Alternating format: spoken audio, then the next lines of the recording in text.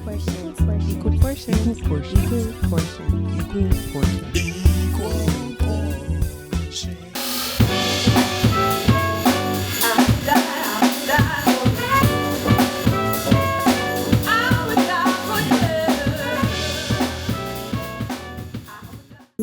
Welcome back to another episode of Equal Portions. Today I'm here with New Variety Collective. Can you all tell us a little bit about yourselves? Maybe introduce yourselves? Yeah, happy to. So my name is Mirto. I play keys in the band, and I help co-lead it with Rashawn, who's right there. I am Josie Malavi. I'm one of the vocalists. My name is Rashawn. I am the drummer. My name is Jordan Mills. I am one of the vocalists in the band. I'm Sean Oliver. I play bass.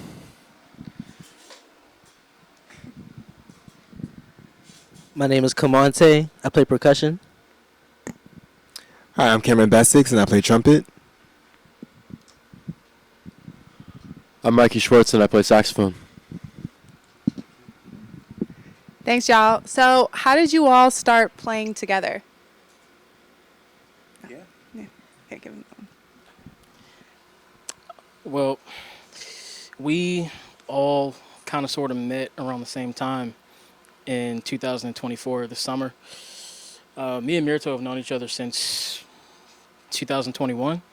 But in 2024, through Mirto, I met a lot of other musicians, some who are not here, some who are here. And like, I'd say midsummer, me and Mirto started talking about this idea of like forming New Variety Collective. And I was kind of like, I think that would be cool, but all of our schedules are so busy. I'm like, it's gonna be tough. And so August came, and we like had a rehearsal, our first rehearsal here actually. So this is a full circle moment. Okay. We had our first rehearsal here, and then yeah, that's kind of how it started. And then we kind of told everybody what our vision was, and just kind of sort of how we wanted to push the music forward, and you know what our agenda was, and everybody was on board. And it also helps that we all are like really good friends. Mm-hmm. It's so easy to play with people that you are friends with and that you get along with and that are professional and really care about the art and the work that goes into the music behind the scenes. A lot of people think that just come to the gig, it's just like, oh yeah, they sound so great, you know, but there's so much work that goes into it. There's so much communication, the coordination of schedules and everything. So I'm just so thankful and blessed to be able to know each and every one of these beautiful people. Yeah, everything that Rashawn just said is true, but I want to quickly talk about my first time meeting you guys, I guess. I'm in another band called Hambalaya, and we were playing a show at the Songbird in Washington, D.C., actually opening up for, I think, your band, Josie. And not our best set by any means, but, you know, we did the thing, we played it, and I'm getting off stage, and these two random guys walk up to me. It's Mirto and Rashawn. I've never seen them a day in my life, and they're just like, man, you sound cool, like, hey, like, let me get your number, like, I want to do something with you. I'm like, who the hell are these guys? Like, what? I mean, they seem friendly, inviting, but, like, you know, it's a city, who knows what can happen. And, you know, maybe a month passes by, and eventually you guys give me the call, and suddenly we're in this room, and I don't know, maybe that's kind of how everybody kind of got together. You know, there was a bit of a smaller network of friends, but otherwise it was, scouting? Yeah, a bit of like scouting for the super team, I guess. And man, it was a cool first rehearsal. It was a cool every rehearsal after that, and I'm really happy that with all the small transformations of the band, yeah, we've become really good friends and just a really nice mesh of musicians along the way. So thanks for scouting me, I guess. Anyone else have a scouting story they want to share? Yeah, so I met Mirto and Rashawn at a show once, and then I was looking for a keys player in my band, in my artist project, and I called Mirto, and he rocked my socks off, and we just became friends. And then, yeah, they came to that show. That was before, though. They came to that show that I guess Mikey was also playing at, and it was in DC at Songbird. And I was just, we're all artists and we're all busy and we all have gigs apart from just being in this band. Right. So when another artist comes to your show, it's like, wait, you don't have a gig tonight? Like, this is awesome. So just, I met them at a show, and then they were like, we want to come to your album release. I was like, that's amazing. And to see that they actually came through, and then ended up meeting Mikey, and then I was there, and then I ended up, calling Mirto later, and then I've called Rashawn for a gig too at that point. So when they called me to be in this band, I came here to this room, and I think Jordan was already, in the band, and then I met Jordan, and our voices just go really well together. So, yeah, it was all... I'm just blessed to be here. Because these are really amazing musicians right here. This is the cream of the crop of the Baltimore, D.C. area right here. Wow. And y'all's chemistry as a group together, it's very, you can feel it from the outside. Yeah. Thanks. Yeah. What is you all's process when you're trying to compose a work or when you're starting to begin working on a song together? Yeah, well, it can start a couple different ways. I mean, the great thing about everyone here is that, everyone is a leader in their individual projects. Mm-hmm. Everybody also writes and has ideas. I know for me, everybody can share the horror story of me just showing up to rehearsal like, hey, listen to this for 5 seconds and let's just play and figure it out. But sometimes it starts with sheet music. Sometimes it starts with just listening to a demo track. And I think the best part is we never get too caught up in a very specific vision when it comes to new originals. It's mostly just letting it breathe, letting everyone have their input, and then going from there just to see where it takes us. Not all at once. Yeah, anyone else want to speak on the process? Yeah. A lot of times we already have ideas, it's just not finished, I know for me, I started writing in 2023, and I have a lot of unfinished ideas, and Mirto, he's a hell of a writer. And honestly, when we first met, when we first kind of sort of formed the group and got the core members, I was not sure, that, or I didn't know who all were writers. And then when Mikey was like, I have a song, and then Cam was like, yeah, I have this song that's unfinished. And it's everybody, I'm like, oh, we all write. And so the process is really just we have sessions, and we'll just listen to everybody's idea, and then we'll just all speak hey, what do you think about if I add this, if I play this?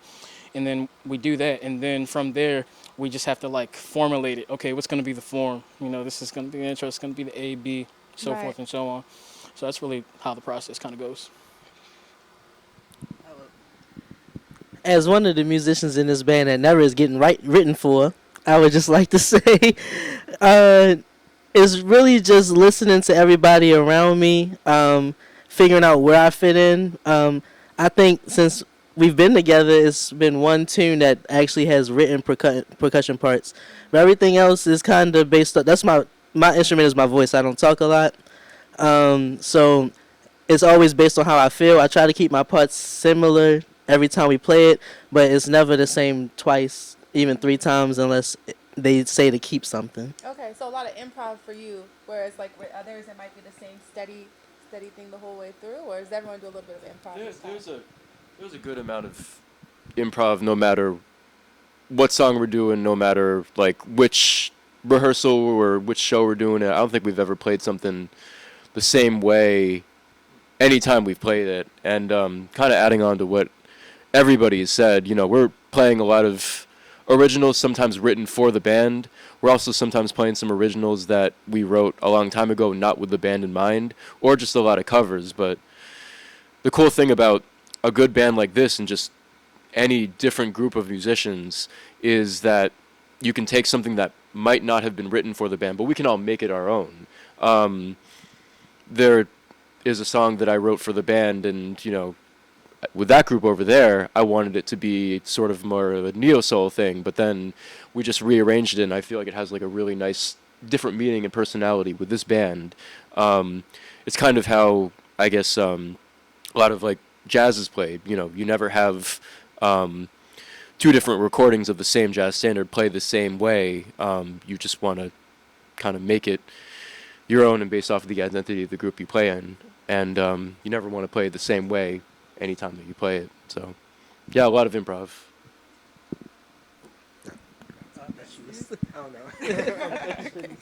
And would you all describe yourselves as a jazz band or what genre? Or maybe you don't want to be put in a certain genre. You can go there too. Yeah, I would say so. There were times in the beginning where I would say like genreless, just because I feel like, I mean, I know we all can play like pretty much any style, and I think that's the beautiful thing. You know, we all come from different musical backgrounds, and I think that's such a blessing and an advantage Right. in being able to share in that when it comes to the writing process and playing together and just building chemistry by playing different gigs, having sessions in studio. I think that that's been really something that I've enjoyed. Yeah. Yeah, what Rashawn said, when he said that we come from very different musical backgrounds, I can definitely relate to that for sure because I come from a very strict classical background, so it's very different from what we do. So, of course, now I taught the Merito and also I taught the Clamante as well at the first gig that I was playing at. I was kind of nervous a little bit because I'm just like I come from a classical world, so it's just like it's very different from what we're doing now. So at first I was a little bit intimidated. I was a little nervous just going into it, but the more I started playing with them, the more I started to get comfortable and started to mesh my own sound with it. So yeah, it was definitely a learning process for me. I would agree with that completely because people started telling me that I was a jazz singer and I was like, no, I'm not a jazz singer. Like, what are you talking about? Mostly like Mirto. No, not even like ew. Oh, you were just labeling people? No, Mirto is my biggest supporter. Yeah. I think like all of these guys like really support me, but Mirto is always like telling me that I can fly and like you know what I mean. Like he's just like very, I would say a big supporter, and so I was like, oh, I mean, one of my goals was to walk into rooms with players that were better than me. Like that was one of my goals last year, and that's my goals this year too, is to stay in those rooms. But I felt like when I walked in here, there was just like such strong players in the jazz genre or in like the classical genre or in other genres. Like, we got like R&B, we got soul, we got pop, we got rock all over the map in here. And I felt like it was my opportunity to really dig into who I could be as a singer. And I just like thank you guys for encouraging me in a lot of ways, because I didn't want to take solos and like didn't want to do any of that. And I would say mostly Mirto, as like from the music direction perspective, was like, no, do it. Like go. I'll let you reenact yourself saying the encouraging words that he says to all of us, but he's very encouraging. Yeah, I mean, y'all said it great.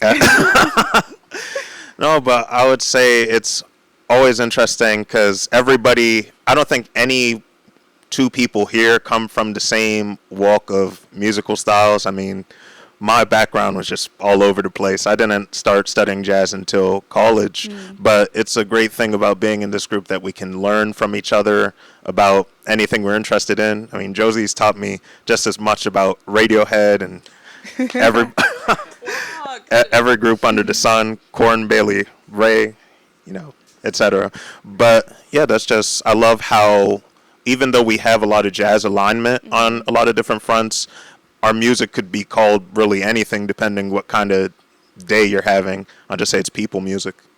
Oh, that's a good line. People music. That's great, yeah. So what inspires you all as artists?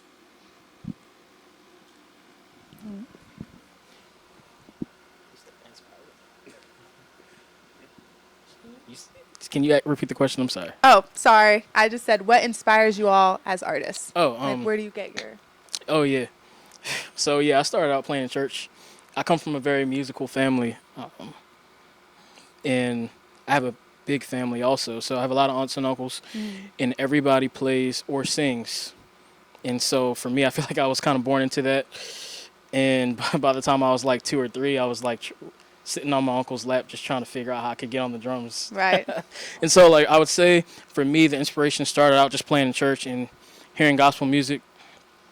And then from there, like after I'd say like going to middle school, that's when like I was started being around like different other like friends that I met, and even like teachers once I joined the school band, and they started giving me like different forms of music, and it really just opened my ears, hearing just everything. I mean, Caribbean music, Latin music. I mean, even like Indian music, just everything. So, and then like my dad, he had like a lot of tapes and old tapes in the house, and so like my inspiration just came from hearing a lot of I was hearing music all the time, and I would get on the drums and just try to mimic everything that I heard, to the point where my mom would always say, "Why do you keep playing the same beat over and over and over?" So that, yeah, my inspiration stems from so many great artists, past and present. Right. I would say I'm inspired by a lot of the people in this room right now to keep me pushing forward to become a better artist and really help to get me to my instrument to want to keep improving. Right. Writing songs in different meters, very new to me. These guys put me on to that. Just playing in so many different meters. It makes me not only learn these tunes, but Right. search for other ones so I can keep improving, so I can have more and more to offer. I am classically trained as well. Shout out to BSA. And so I have classical roots as well as R&B and church. So I'm always looking at different genres of music. But really, it's the people who are around me right now that keep me practicing. Yeah, feeling forward.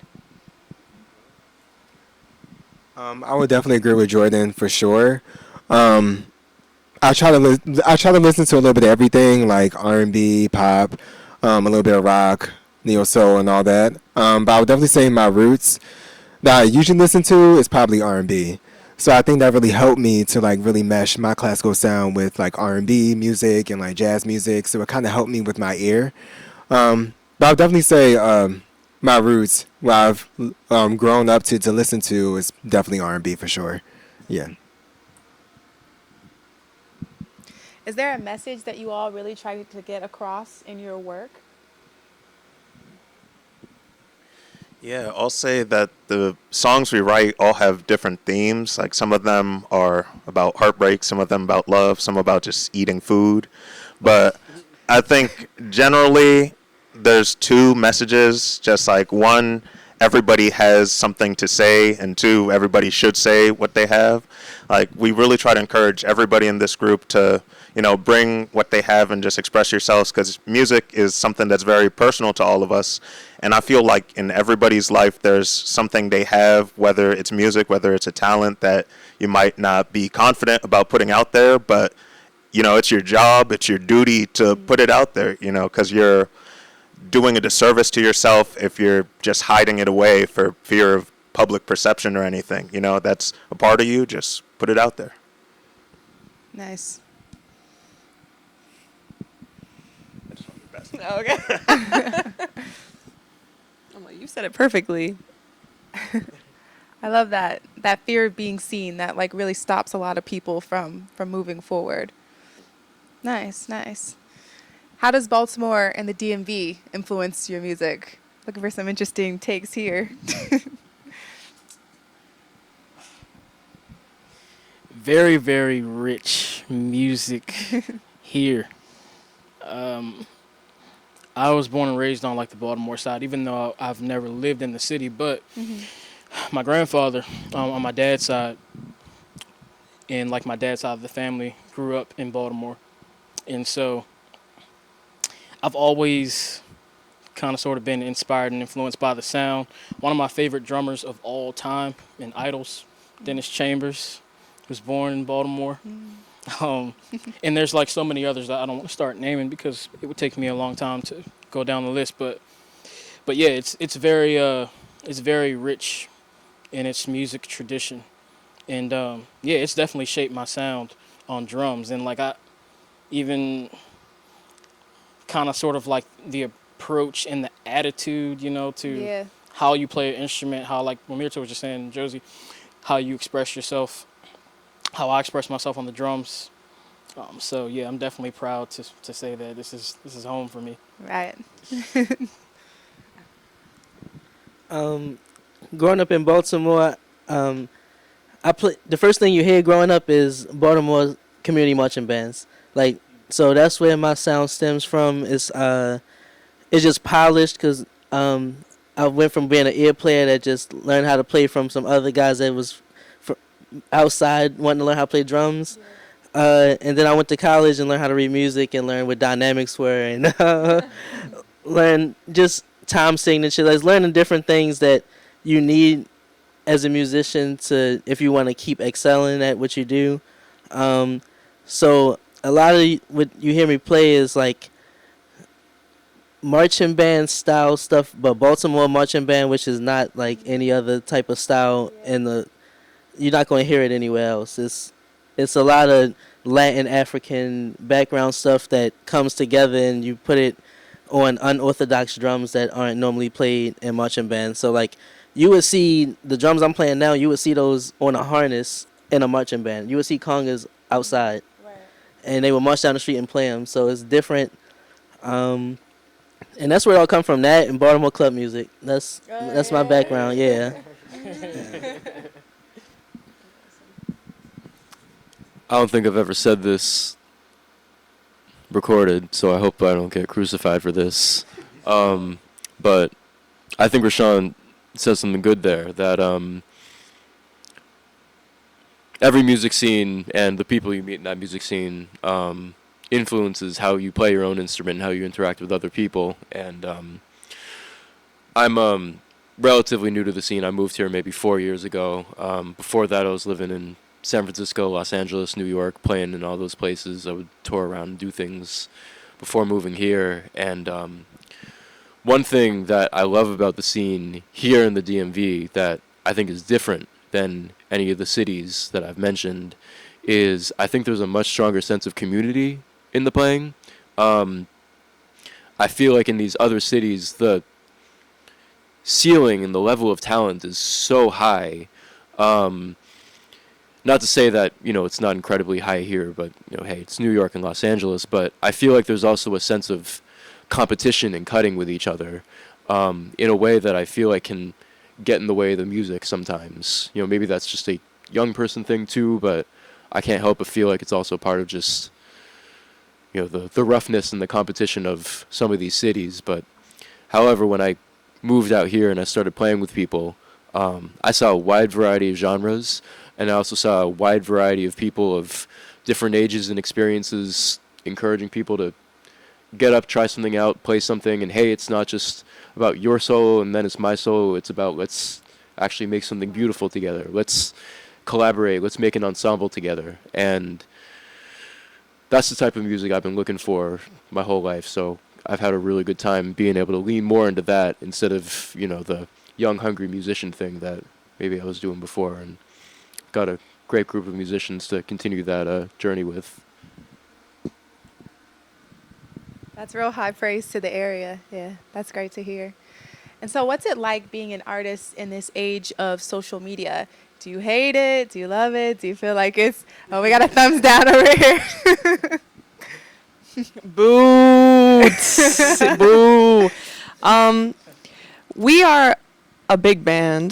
There's a lot of people. And you are not going to get the experience of being in the room with us from a catchy 30-second, even 15-second reel or whatever. And I've always felt that way with my voice in general too. I feel like as a singer, there's a development and there's a growth that happens over the course of a song or a solo or a verse or whatever you're doing that you can't get just from clicking on something. And I'm a hater of social media, so I'm a personal hater. I mean, but on the other hand, I have gotten more gigs from Instagram than anywhere else. I don't know if you guys agree with me. Do you guys You know what I'm saying? Like, people DM you, and the way that you can connect with people through social media is crazy. Actually, I feel like, wasn't this interview from social media? Yeah, okay. Yeah, exactly. So that's what I'm saying. It's like a double. Not at all. Yeah, It's a double-edged sword, and I posted that video that I think we connected through, because of some frustrations that I was having. And it's just like a space to vent, but I find that it's very much a double-edged sword because, a lot of people, will follow you because they'll think, they're going to get something, and then if you don't deliver that thing, there can be a lot of pressure around that. Right. So I think it's just difficult, especially with a group this dynamic and diverse and in terms of sound and, what we want to do. Like, we made some videos and put them out, and, I just don't really feel like there's, a catchy clip from them because everybody has their moment, and it's who are you going to share? You know what I mean? Because, the vibe is created by being in the room with it and sitting with it and seeing how, the horns interact with each other or how Kamante and Rashawn play back and forth with each other. And if you miss the drum trade, but you only catch the keys solo, it's no, you didn't get it. You know what I mean? That's how I feel. But how do you train people to be able to, you know what I mean? How do you get them to move past, oh, I just want the catchy clip and I'm just, you know what I mean? How do we get people to? Anybody? Anybody? I mean, I would honestly say come to shows, getting people to come out to shows, because I've never seen somebody leave a show of ours, or really even just a show that was curated by anybody in this group, without getting something out of it and being excited and coming away oh man, that was really cool. And our community is much larger than just the people that are sitting here. We have other players that we've played with and stuff, and that you guys have invited. And I feel like building that community is the point. Right. Because we've had a pretty quick kind of coming on the map, I guess. Maybe you guys want to talk about that. First, to your original question. Yeah. Yeah, it's different. So being a musician in this time of where social media can heavily influence players. You have there's a lot of there's so many things out there. There's AI. Deep sigh. Yeah, that deep sigh told you all you need to know. Yeah. But yeah, so I think my whole thing, and coming from a musical family, have your own style. It took when I was in high school, my dad would always tell me okay, that's cool, but that's this drummer, or he's I hear, and I would always be well, everybody steals from everybody. Yeah. Where do you think such and such got his licks from? Where do you think? So, it took me a while to kind of grasp, that idea of developing your own sound. When someone walks in the room, I think most of these people's oh, I can tell that's Rashawn playing drums. But it took me a while to get to a point where I could say I kind of have my own sound. It's hard because everybody, like you say, you see a kid who's 3 years old doing some crazy thing that you can or can't do, and the more you see stuff like that and scroll, or you see it's really all your mindset. Right. So if you're someone who doesn't have if you don't have a strong foundation of who you are, it can be very hard because you can look at the social media, and I'm not saying you'll quit, but you'll be in your head, oh, I'm at this gig, or how come if I post a video, how come I only have this many likes? So it's all about it's really your mindset. You have to be comfortable within your own skin and knowing who you are, knowing your value, knowing your worth, and not letting other people or social media define your talent, your blessing, your journey. Yes. Yeah. Well, how can everyone stay up to date with your journey? Where can we see you all playing next? How can we follow along, hear y'all? Yeah, well, we're on Instagram and Facebook, New Variety Collective. I don't think there's anyone else in America with that handle, so it should be easy to find us. We have a YouTube page, too, with a couple videos. And right now, what we're mainly locking in for is we have an EP that will be coming out later this summer. Nice. Just a couple original works we've been working on, some that we played out, some that are going to be new. So just tell people to look out for that. We will be putting some more shows on the calendar, but we really just want to be locked in to give a good final product. Do you have a name for your EP yet, or It's still it there? pending. Okay. But, it'll be a good one, hopefully. Yeah. Well, let me know when you got the name too. Yeah. All right, great. It's been great talking to you all. Anything else anyone wants to say from New Variety Collective? Could be anything. I want to pass it to Sean. I just want to thank you for coming out here and hanging out with us. This was cool. Thanks. Yeah, this was a fun time. Thank y'all for taking the time, for real. Yeah, I really appreciated seeing y'all play and how you all interact with each other. Yeah. Awesome. Thank you. All right. All right, everyone. That was New Variety Collective. Join us next time.